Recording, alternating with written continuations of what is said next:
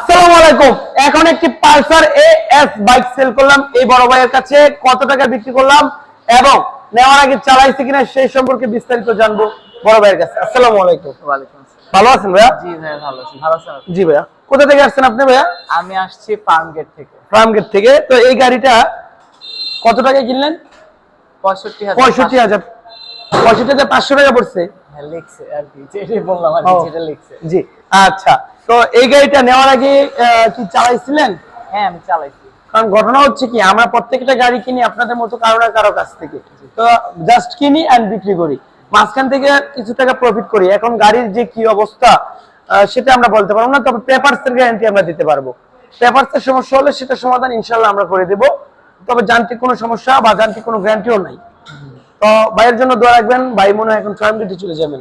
ভাই যেন সুস্থ সবল সুন্দরভাবে যেতে পারে, যতদিনই বাইকটা চালা বাইকটা যেন ভালো সার্ভিস দেয়, সেই দোয়া আমারও রইল। আল্লাহ। জি ভাই।